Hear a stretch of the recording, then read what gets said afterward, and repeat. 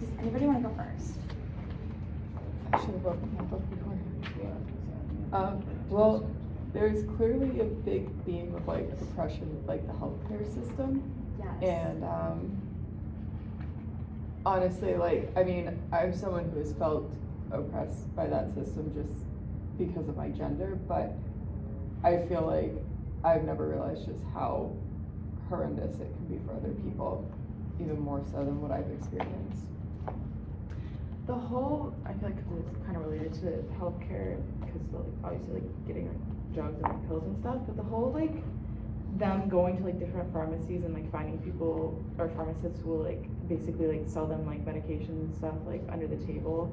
That at first kind of like scared me just because of like how like prevalent like the drug epidemic is in America. She did mention though that they won't sell anything like super crazy, so like I was thinking like, oh my god, like they're just gonna give them like Percocets and like stuff like that, like which scared me at first, because she didn't mention that until a little bit after the fact, and I was like, they're just getting drugs under the table, like that's like scary, because like I don't know, like just the drug epidemic is so huge, and I don't think people actually understand like how addictive stuff gets. So like that part scared me, but then she mentioned they won't sell it if it's too like crazy, but also Then like negated it because she said they sold her antipsychotics. Yeah, like the Seroquel and and then everything that like she you made it need to seem be like monitored. and then she was like, they're so those bad are really drugs. bad. Yes. So it was But then like, also there were one of the pharmacists was helping one of the women and wouldn't sell her something that she needed because it was too expensive. But the way that the author was explaining it was that these immigrants will go to these pharmacists because it's less expensive, but then when one of them tried, it was like, no, it's too expensive. And I was like, okay, so what's, like, I'm confused. I made a note of that again in the next chapter too, because when they were talking about the lady with breast cancer, they said that she should go to Mexico to get treated for her cancer because it's cheaper there. And then it says Margarita found her a doctor who would treat her at a reduced fee for her chemo and radiation. And I wrote a note of that this is another example of how it is possible to reduce the cost of healthcare. And like whether it's legal or not, I'm not sure, but like this says it's a doctor that's treating her, so it is possible, I guess, to get around like all of big pharma and the costs like that, which kind of pissed me off because it shows that these drugs are accessible and medicine is accessible for reduced costs. Also, I feel like a huge part of the Miami chapter was on alternative medicine, like witch doctors and stuff like that, because these undocumented immigrants like can't go, I guess, and get that proper healthcare that they need. And so like, I feel like a lot of this was like going to the botanicas to get the herbs and stuff to like make remedies, or going to see like the like voodoo like witch doctors and like praying and like stuff like that, which is kind of sad because I feel like alternative medicine, it's just, to me, like kind of like, I don't know, it's just like you put a bunch of herbs together and I'm like, how effective really is that versus, you know, taking something that is going to help you, like, you know it's going to work, versus like taking like vervain and like mixing it with like oleander and stuff like that. So it's just like, They did say that like one of the ladies, she said she wasn't sure that whose husband was sick. She's like, I'm not sure that it actually helped him. She goes, but I know it did help at least like make him, like it didn't prolong his life, but it made it a little bit more comfortable. And she said that like gives me a little peace of mind. So whether or not like it's helping cure them, I mean, some people said that it did. Like one lady said, I had stage 4 cancer and now I'm healthy. Like, It also makes me think, because I know like in a lot of the holistic courses, like they emphasize, you know, like, and also in a lot of like the health psychology courses, it's kind of mind over matter too sometimes, with like, you know, how badly the symptoms like persist. Like if you are super down about it and have kind of given up, then like you're gonna be worse than if you like were in better spirits about it, which is really messed up, because it's like anyone's gonna be a little down in situations like that. yeah. I thought, so I made a couple notes on page 96 about how that page talked about how undocumented immigrants are at a greater risk of getting sick and like having all these like health problems. And that's because for Flint, Michigan, it was because it says flyers announced the toxic levels of lead in the Flint waterways. They were published entirely in English. the canvassers went door to door telling the residents to stop drinking tap water, but the undocumented people did not open their doors for fear that people knocking were immigrant authorities. There had recently been a raid at the grocery store the week before the news broke. And so it says undocumented people were even less likely to open the door, and since these canvassers were in uniform, and the only people, like most of the ways that people learned about lead in their waterways were eventually from family members in Mexico calling them over the phone asking about it, and this is when it made it on national television. So they had been drinking it for forever, and it was just really sad to me that they, like, these people were kind of like ignored, and it wasn't also as urgent to tell them what was going on. And then it went on to talk about how, like, We're gonna talk about Ivy and her baby. yes. Yeah. But I also thought I made a note too about, like, on top of like the language and stuff, like when the undocumented immigrants went to get water after finding out about this, they had to provide an ID. And I wrote, like, WTF, why do you need an ID for clean water? It's a freaking water bottle. Yeah, like it seemed like their whole point of it, or how they played it, Right. was, oh, just to make sure you're from here, like you live here and you're not like from like another area just looking for free Why water. does it even matter? But It like, doesn't cost I have a anything. feeling they were fishing for Right. people who are undocumented. Like, I'm sure there was another meaning with it. Yeah, But yeah, I like can't how stand Ivy it. was affected by this, like her story was so heartbreaking. Because she was just doing everything the doctor told her to do. They kept saying drink more water to every like symptom she had, and Right. the water was what was making her sick and made her baby really sick. I'm happy though that her baby did end up like gaining vision back though. Yeah. Because like, oh my gosh, I could not, knock on wood, never imagine being blind, like ever. So like I'm glad like the baby did like start. I mean like she's still like, Yeah. will probably have like other issues down the line, but I'm glad like the baby was like able to like gain her vision back. Well, and the author noted that too. She's like, how many, like, we don't know what these problems are gonna be like for the kids of Flint, Michigan later on down the line. Like, did they save like graves for us? Because like, we don't know the lifelong problems that these people are gonna have. And like, the people getting cancer, like, is it related? Is it not? Like, is this baby's birth defects? Is it related to breastfeeding or being, when the mom was pregnant, drinking this water? Like, we don't actually know any of this stuff. Because they said like, as they can do blood tests and urine tests and whatever to detect lead, but it gets into your bones and you can never Yeah, actually it's deep detect. in It's there. permanently a part of you. I like how, sorry. No, you're fine. I like how in this chapter too, because I know this whole book is on undocumented people, but I kind of like in our first video where I was talking about like oppression and like the different minorities, I like how in this chapter she did mention like how she kept saying like because of the water, like she has sneaking suspicion that like they weren't being told because like, you know, like the big government wants them to die.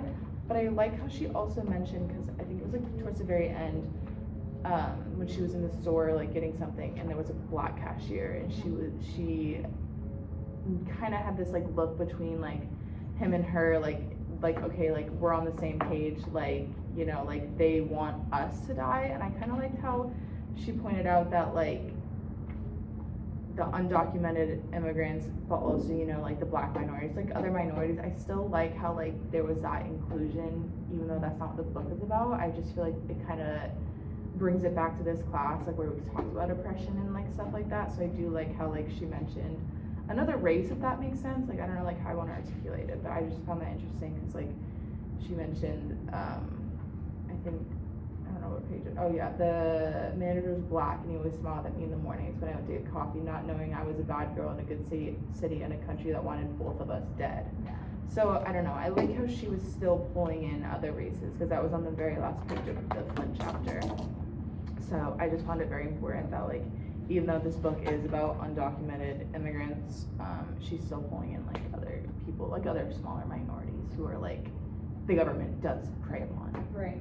But I also felt, and then this is totally true about like the government and like all the things, but I felt like there was several times in the book, especially page 116 and 117, the last pages of the chapter, where she was like essentially stereotyping all white people and being like, white people are bad, white people want all of us dead, and like then proceeds to talk about how like she was like, I called my friend because I felt bad that like I was at one point an undocumented immigrant, and I don't know how they feel. So she said, I feel so guilty. Maybe I'd feel less guilty if I drank the water. And then she says, and then I feel like I sound like a white girl trying to slum it. So that made me feel disgusted with myself. So now I feel like cutting my arm with the room service knife, but that seemed even whiter.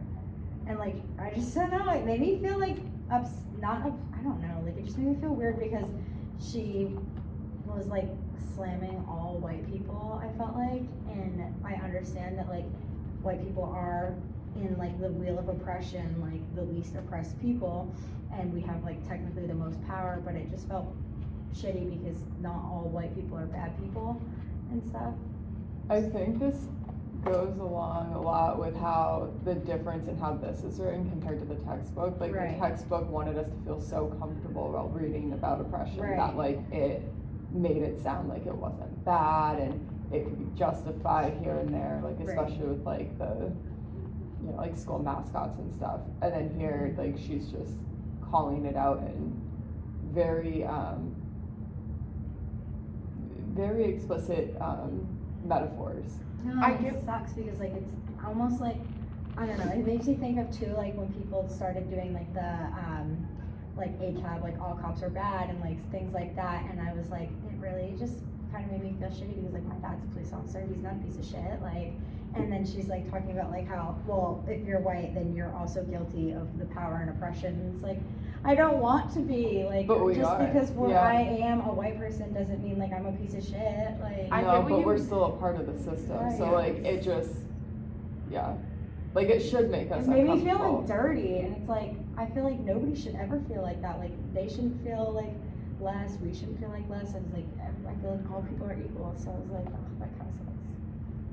I don't feel like, because like I heard the hesitance in your voice saying like you were gonna say like, oh, like about like it kind of makes you upset that she was describing like the hate towards white people, because it does sound weird to say like I can't feel like I get hated on because I'm white, because then you feel bad about yourself. And I heard the hesitance, and I don't think that's something you should be hesitant on, because like it is true, like white people can get hated, like everyone gets hated on. It is true though that we are the least oppressed, but that I don't think that means you can't be upset about it, because I mean, I think a couple months ago, like maybe 3 or 4 months ago, I got hated on for being white for like the first time ever in my life, and it kind of like, I wasn't upset about it, because I looked at the person and I was like, this is what they must feel like all the time. And it was a black man, and I was in a store, and he starts going off about my color and like all this stuff, and I was just standing there, because it was the first time that's ever happened to me, so I was just like standing there like, and I was like, oh my god, like, and I wasn't upset, because again, I'm like, well, I am white, I do have, like, I am the least oppressed, so like, I'm not gonna sit here and cry about it when there are worse things going on in the world. But it does happen, because like, I never, again, that was like my first ever experience like being hated on for the color of like my skin. So it was interesting, because it was kind of like a parallel. I felt like I was just kind of like in a parallel universe for a second. Like I was like, holy shit, like this is like really happening right now, and I didn't really know what to do about it, and I was just like, okay.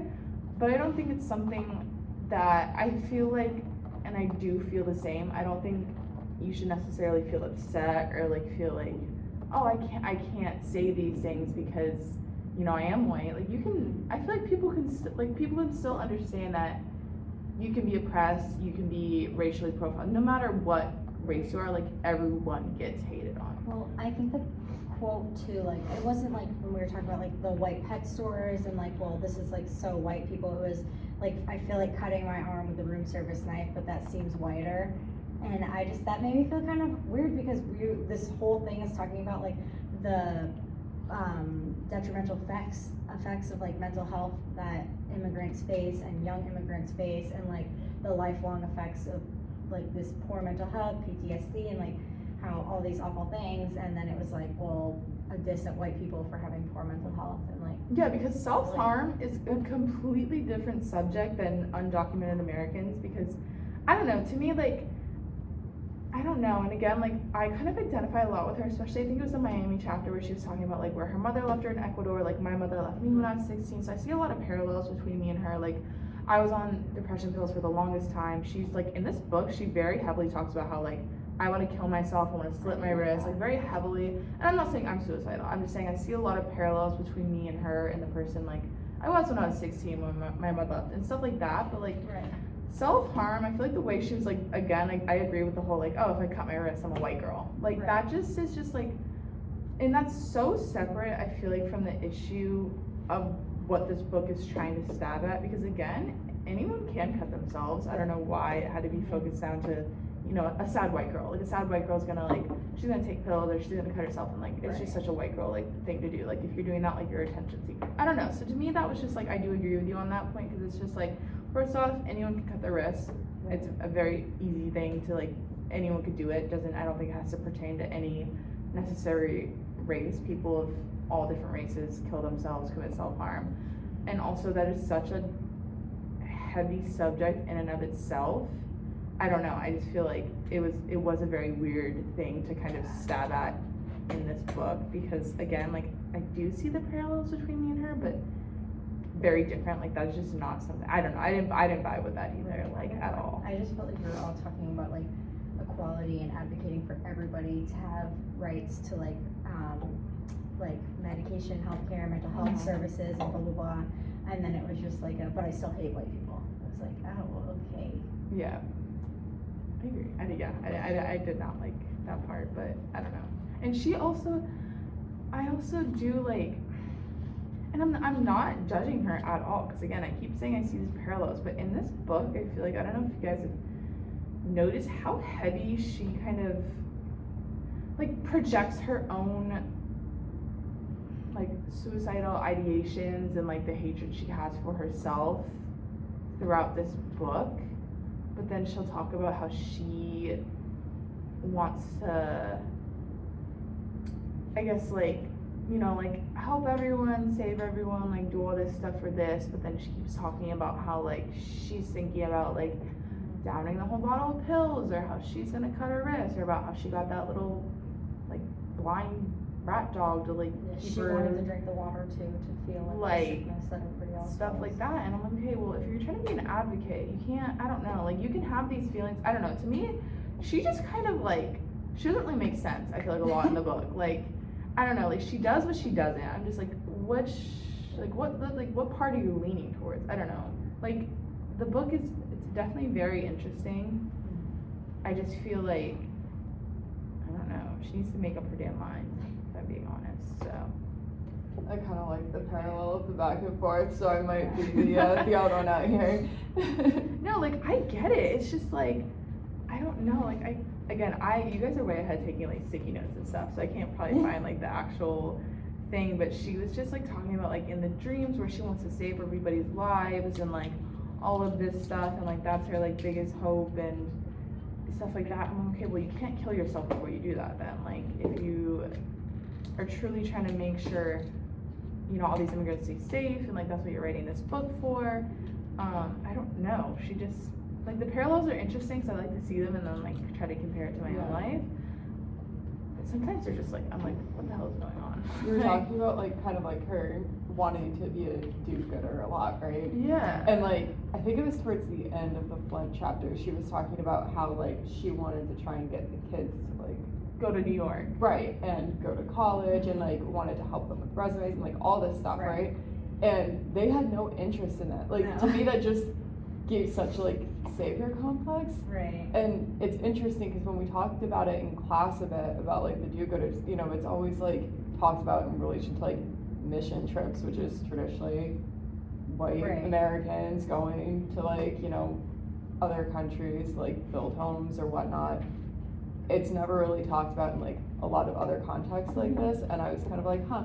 And again, and then she was like, oh, why am I doing this? Like, yeah, and then she had like the realization that she was kind of being a do-gooder, and like I feel like that was kind of right before her segue where she was emphasizing on white girl, and I think that's kind of why she had such that parallel there, even though uncomfortable, like I kind of understood what she was getting at, because in my mind, having that part right beforehand, I was kind of thinking more of the people who act like they're do-gooders but really are doing more harm.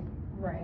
I don't know, that's how like she kind of strikes me for a second, because now that you do mention the whole New York part, like, and I'm not saying this is true for every single person she's like talked about in this book so far, but I don't know, like, and she was taken aback that the kids like didn't want to like, you know, like go with her, but like not everyone not saying they need to be saved, I just don't know a better word, but not everyone wants to be saved, you know, maybe some people just are very content, very comfortable, just wanna keep their head down, they don't want, they don't want the attention brought to them, so that bad things will, like, happen, you know, so like, so when she was taken aback, I'm like, well, you can't really expect people to just like, up and root, and then just like follow you, cause you praise that you have all these like good things, just cause you went to Harvard or wherever she went to school, like, I don't know, so like that, like to me. And even with her help, it's like, they don't necessarily have the same resources that she had or worked to get, like, the situation is still different, where, I don't know, yeah, I thought that part was very interesting. It was very short, like, it was only like a page and a half maybe, because then she segues into, forget the woman's name, but the one that she was asking in like the vehicle, she was like, do any of them want to go to college? And she was just like, no. Margarita? I can't remember which one it was. Margarita's the one that was like brought her to the church, but I'm not 100% sure. I also think like, this is like on top of Margarita, she, or Liliana, no, that's the one that was doing chemo. So she said, Margarita still sends me periodic updates, blah, blah, blah. And she said, text photographs. Community services, I just got a report to put a new HDMI cord in. Is it okay if I just plug it in real quick? Yeah, you're fine. Yeah. Thank you. I would say that. It was Margaret about the kids, sorry. Yeah. So I think that adds on to what we were talking about today too, about the high relational, high relational Mobility. mobility. She builds and then maintains friendships like all the time. So she was talking about how she was still texting about birds and stuff, and she was still sending water, and like years later then she would go back to visit and stuff. So I just thought like she keeps building these relationships and stuff, and then works to maintain them. I think thought that's that was crazy today. how much like this girl, like this is gonna sound like, I don't even mean it in a bad way, but Carla the author, she gets around a lot. Like the amount of people that are willing to talk to her, like I swear to God, every single chapter I'm like, I don't even know who we're talking about at this point, because there's like 75 different people. She's like, I talked to this person, then Margarita introduced me to like 10 other people. I'm like, oh my God, like that is like, she's like, but then I also feel like I'm not hearing any stories, if that makes sense. Like, I don't know, I thought this book was gonna be very different. I did think it was gonna be different. I thought it was gonna be more set up like each chapter with somebody's story. I thought it was gonna be like interviews, but now I'm like, yeah, instead it's like bits and pieces. And I wonder if she did it that way to not be as invasive with like getting stories. Like instead of asking direct questions, I think like it was more just like through natural conversation, just kind of what she gathered on them. She also tells a story like about how Margarita made a post on the church's Facebook page announcing her visit, and she says she would have described herself as a self-made cult escapee versus how other people described her, also Margarita, as a Yale PhD student. And she said, she was like, now everybody knows why I'm here to walk in and like interview them. And she felt like people would just have been more accepting if they had known that she was also like an immigrant too, versus like a Yale PhD student that wants to come like question them. And she's like, no, like I am one of you guys, like you guys are like my parents, like everybody. What did she say at one point? She was like, everybody here is a version of my parents or a version of me and my siblings and stuff, like immigrants. So I thought that was very interesting. And she was like, I don't want to associate with being a Yale PhD student, because then everybody's gonna be like, like she's just here to like almost like study us, not like she is one of us. I don't know, to me that's crazy, because I was talking about this the other day.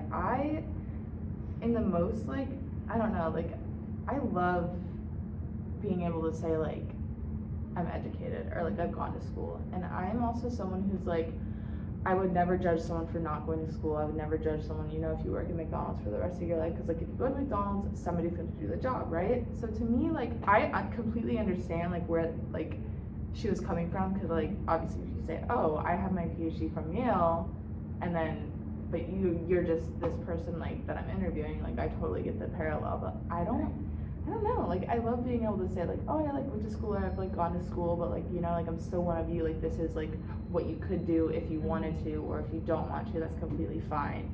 So I think the reason she didn't want to resonate with it is because she didn't want people to think that she doesn't believe that she's equal to them, right, that she's better than them, because I don't think she views herself that way at all. like she talks about it all the time, is how like she's I think like she feels guilty about it. right, she's like, I don't actually want to be as smart as I am, and like I am my dad's pride and joy, but she's like, I just want to be like an average immigrant like everybody else.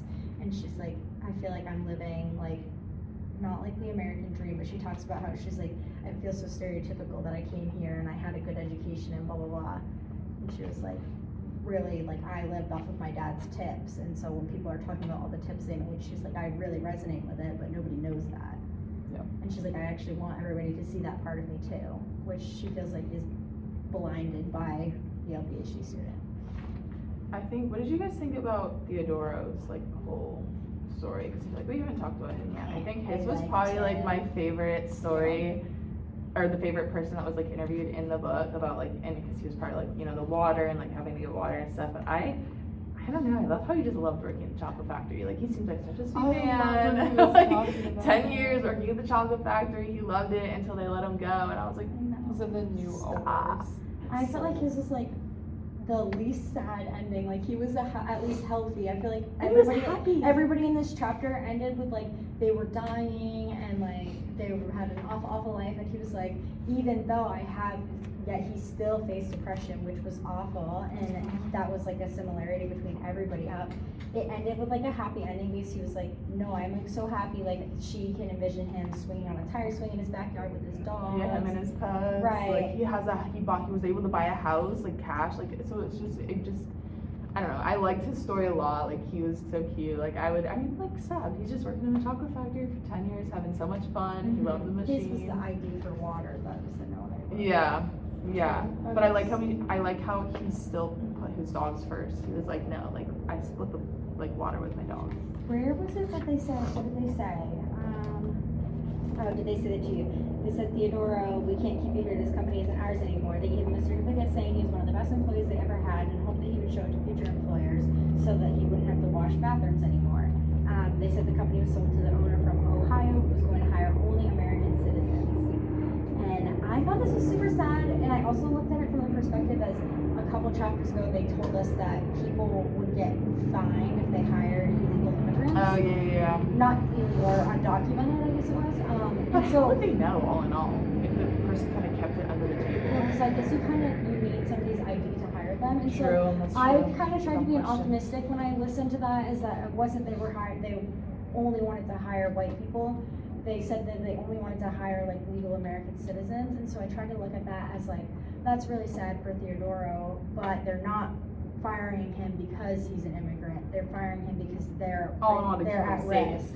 Well, yes, they don't want him to get deported, but also they don't want to be at risk of getting fined and like them going to jail too. Yeah. So I tried to be an optimistic for that story. I liked his story a lot though, and I'm glad there was not like a lot of ill will from his side. Like again, he's just a happy man with his dogs, and you know. Yeah, he said, Swinging on the sometimes tire I tree. think of sad things, but I need to be in a good mood, so I put myself in a good mood. She said, why do you have to be in a good mood? He said, well, so I don't feel lonely. I have my puppies to take care of. I was like, aw. And then he also, I don't know, going back to the whole ID thing, like I liked how, because it was Theodora who said when you're undocumented, you're the last to know. So like about a lot of things about like lead in the water, or like there's something else going on and stuff. And then it like it jumped into like his like ID and stuff, and then like how like he's like he feels lonely and stuff, but you know, like he feels peace when he's like with his dog and stuff, and I was just like, that's so cute, like he's just so cute. So, and then she got into like her story about how she like, I'm gonna kill myself, and like the dog is like the only thing that like makes me feel better, and I was like, that is such a joke, but Yeah. I see the parallel. Oh, so the story that made me the saddest reading about was Esme's story. Wait, which one was hers again? She was She's- around 78, 79. Yeah, It's she's like, in Miami, isn't she? yeah, she's Okay. in Miami. But like she's the one who started kind of working with people like shelters for women. And like she knew she was like abused as a child by her father, but it wasn't until she was working with like at the women's shelter that she realized that she had been a victim of abuse essentially her whole life in different forms. And like I don't know, I just feel like that's so unfortunately common, especially for people who have faced very violent abuse in early childhood, that like if they then face like a lesser form of it, they don't always recognize it for what it is. I feel like it's also very common in not even just like child, because obviously when you're young, your brain is developing, so you won't remember like, you know, daddy or mom touching you somewhere they shouldn't as like an assault. You'll just remember it as, oh, like that's a normal thing that happened, like that's because that's what happened to me. But I also think it's a very common thing in domestic violence relationships, is that like, especially like in the beginning, it's like you don't know, like you think it's just a very normal thing. So like, because you're like, okay, well, it's not like, especially because it doesn't always necessarily have to be physical at first, because it starts off as like words and like stuff like that. So it's like, okay, well, that's a common thing. Like he can get upset with me, he got a little bit too upset, but it's a very normal thing when it's like, no, like he shouldn't, like that's not a normal thing at all. So yeah, it is very interesting. Her experiences with like boyfriends was like, she described it as psychologically abusive and sexually abusive, which like I feel like in relationships too, like when it's not necessarily violent, like you don't always recognize it as wrong. Like I know when I was like, you know, in my early 20s and like starting dating, like I just thought like it was expected. I didn't think that I had the option there, you know?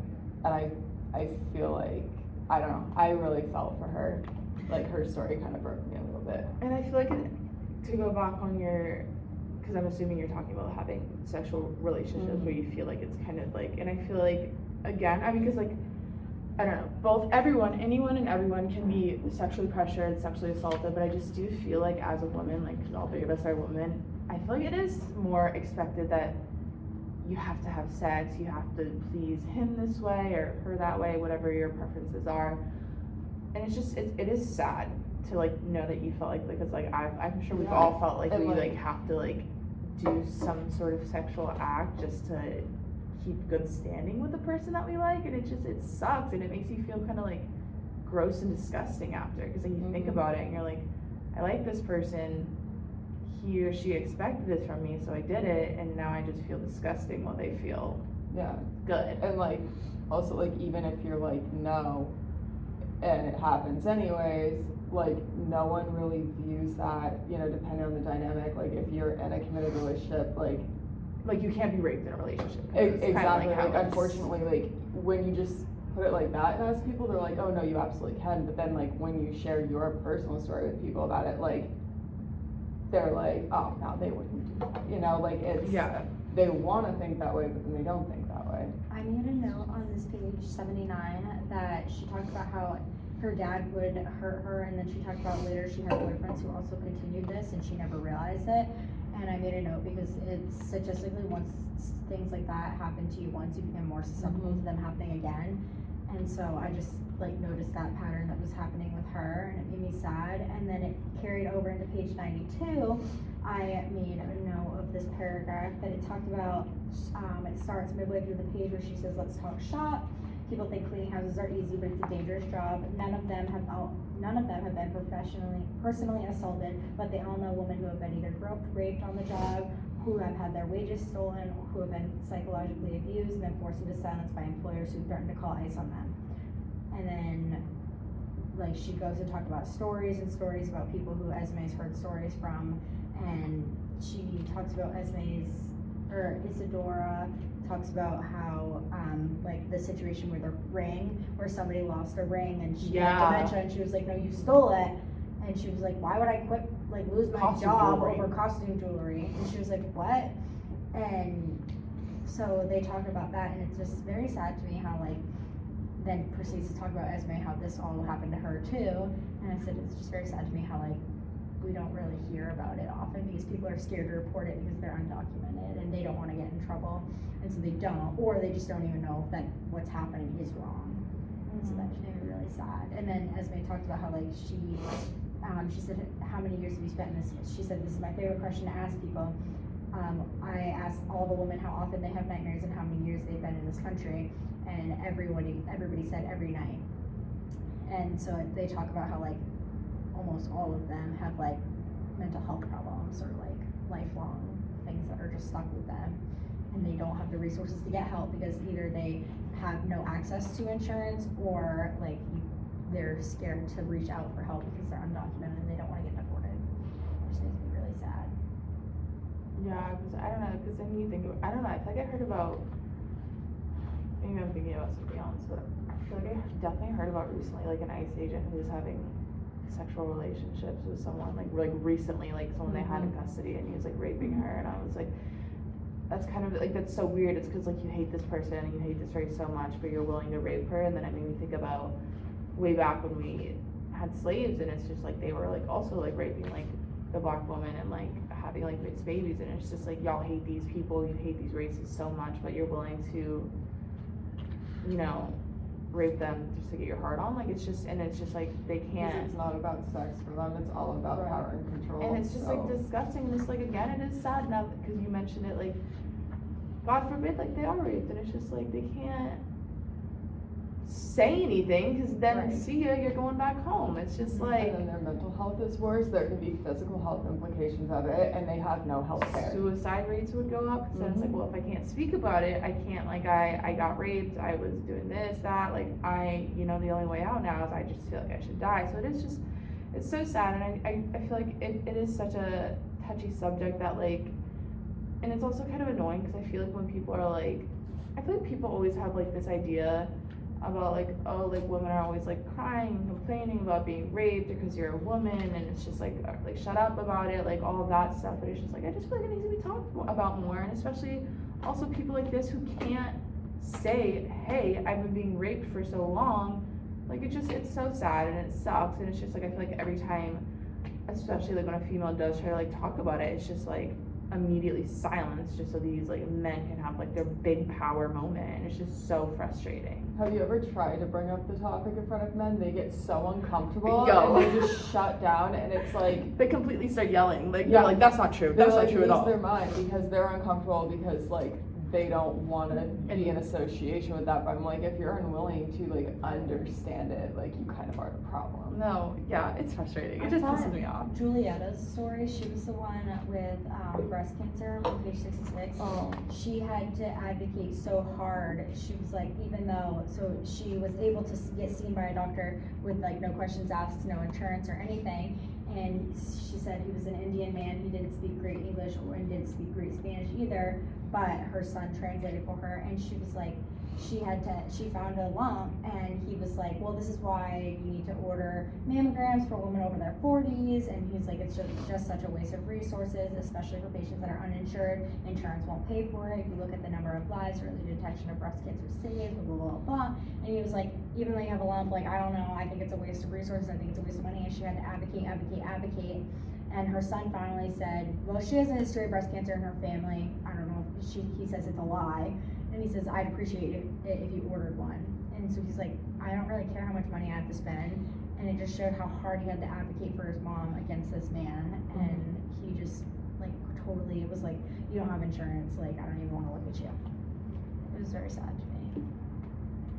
Yeah, I don't, like, especially something like that, like that person's like, I don't know, I feel like the whole healthcare in and of itself, like the whole healthcare system is like such a huge, like, and that's what I was like trying to point out earlier, because then like on the next page it starts talking about like botanicas and like herbs and prayer, and then it gets into like the later on like the voodoo doctors and like stuff like that, and it's just like they have to resort, and again maybe like what you're saying, maybe some of them their ailments did heal and stuff. I just feel like it just sucks because like cancer is just not something that should be played with, especially like breast cancer. So like just like seeing like the lump and like stuff like that, and I think on the page you were talking about, it was like saying like he didn't like me and I didn't like him. Why didn't he like for what, you're a doctor and you're just like, what?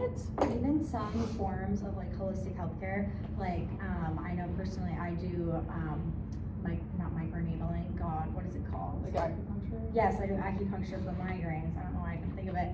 And that's still super expensive if my insurance doesn't cover it. So there's like all sorts of things that people could be doing that like still they might not even be able to afford. And that's just holistic healthcare. Like that's not even anything else. So Yeah.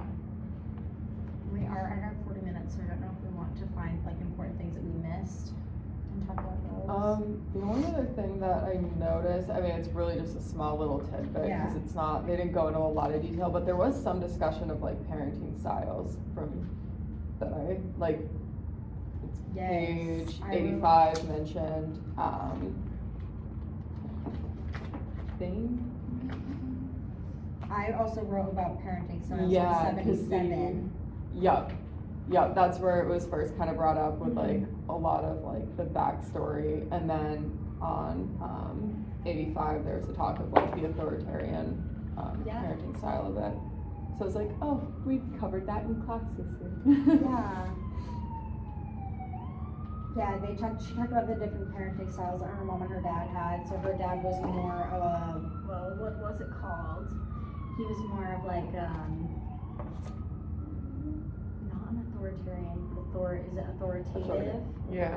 And her mom was authoritarian. So her dad wanted her to succeed, but he was like, he accepted like the failure and whatever, and he just still pushed her to get better. But mom was like, no, failure's not an option. Like, you have to be the best. 'Cause it was the grade I wasn't the best. that So like, she was hiding. yeah. Yeah. And so she was like, because of my childhood, and I also wrote a note about this on 77, how like ACEs can have affected her mom's parenting style greatly. I think is because her mom had a very bad childhood. It led to the mom being a bad mother, and then which affected to the author having poor mental health, and it was just like the mom's early childhood experiences affected her daughter's early childhood experiences, and it became like this domino effect. It was really sad, and it greatly affected their relationship too. And I thought that was all very negative. Yeah, this book is very, very heavy. It is. But I'm happy that she was able to find like Esme to become her surrogate mother, and like all of these beautiful relationships she's forming, because she's very like, has a lot of, what is it, like fluidity. Yeah. So I think that's, do we have anything else to add?